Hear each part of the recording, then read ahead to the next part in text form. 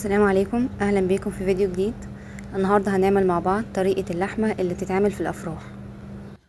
لحمه مسلوقه ومتبله بطريقه بسيطه ومكوناتها موجوده في كل بيت.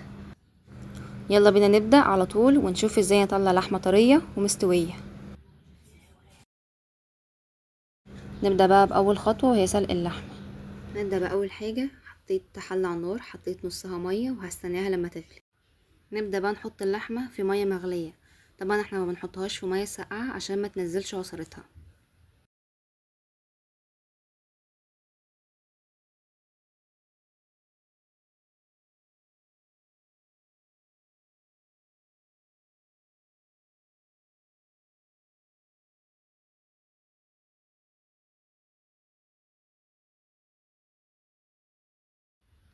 واول ما الميه تغلي وتطلع ريم على الوش نشيله كويس بمعلقه.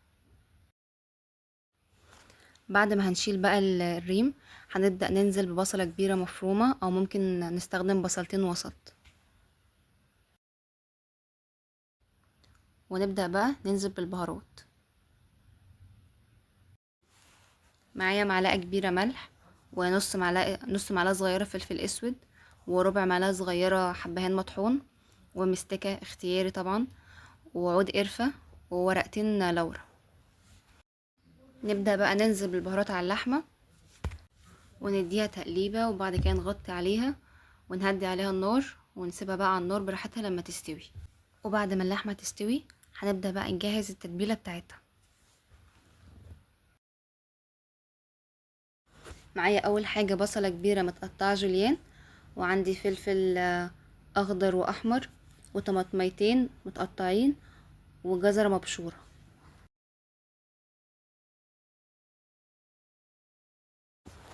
في طاسة على النار حطينا معلقتين سمنة بلدي مع شوية زيت، وهنسيبهم يسخنوا. وبعد كده هنضيف البصلة ونقلب بقى في البصلة لحد ما تدبل.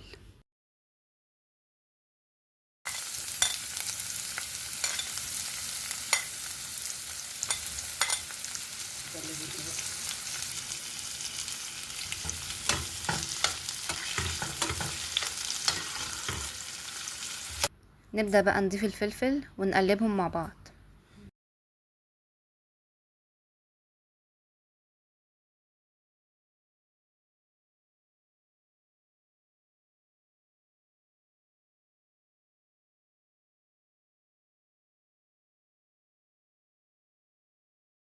وانا كان عندي فلفل اصفر رومي فرحت مقطعه حاجه بسيطه منه. نبدأ بقى ننزل بالجزر المبشورة ونقلبهم مع بعض.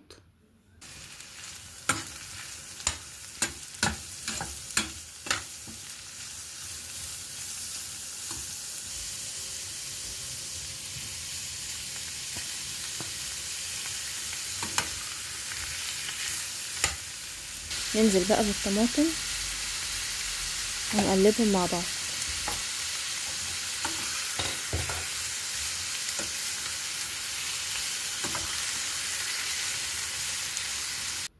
هنبدأ بقى ننزل بالبهارات بتاعتنا.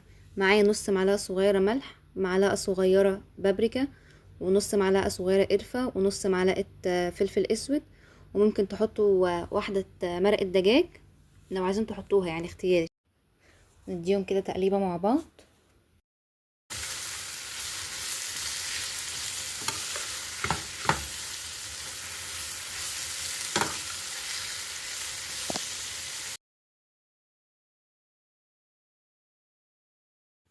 نبدأ بقى نضيف الشوربة، حوالي كوباية شوربة كده، ونسيبها تغلي على النار 3-4 دقايق. وكده بقت معانا تتبيلة جاهزة. هنبدأ بقى نضيفها على اللحمة. هنبدأ بقى نضيف اللحمة في صينية بايركس.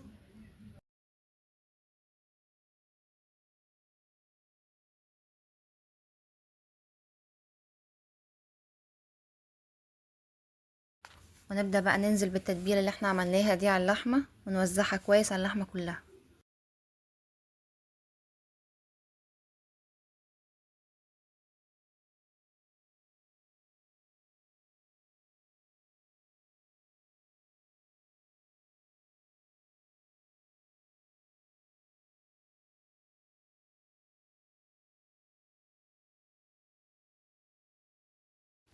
وبعد بقى ما حطينا التتبيله كلها على اللحمه هنبدا بقى ندخلها الفرن.